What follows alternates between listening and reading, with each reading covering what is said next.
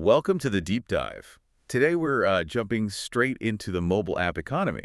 We are. We're analyzing a pretty popular app called Sweet Crates, based on a detailed withdrawal test from the YouTube channel X Guide.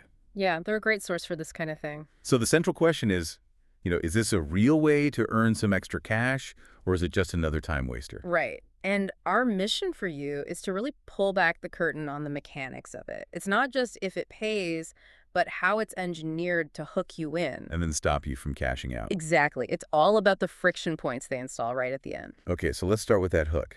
You first open the app, and it's really appealing. Very fun, very colorful. It's pure immediate gratification. Yeah, you're tapping crates, rewards are popping up, and you see these big dollar signs flashing on the screen. And that creates a very potent feeling, right? It makes you believe you're actually building up a real cash balance. That initial speed feels great. That speed is the bait.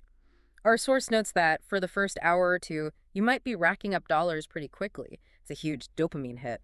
But that's where the trap is. That's where the trap is.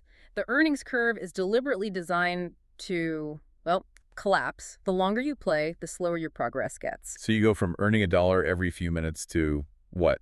To fractions of a penny. I mean, it slows down to almost nothing, even while the fun visuals keep popping up. That's the psychological lock-in then. Yeah. You've already put in the time, so you don't want to quit. Precisely. And that leads us to the biggest sticking point, the withdrawal screen. Right. This is where everyone seems to get stuck. You're so close to the goal, maybe just 5 cents away from that $100 payout. And this is where the system just reveals itself. The withdrawal test confirmed what so many users complain about. So what happens? Well, one of two things.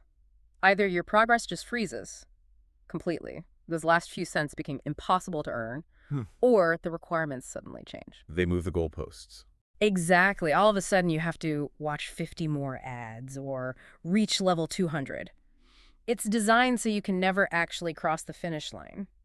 So if it's impossible to get paid, what is the app's real function? It's clearly not an earning app. No, not for the user anyway. It all connects back to the ad revenue model. So it's about keeping you watching ads. For as long as possible.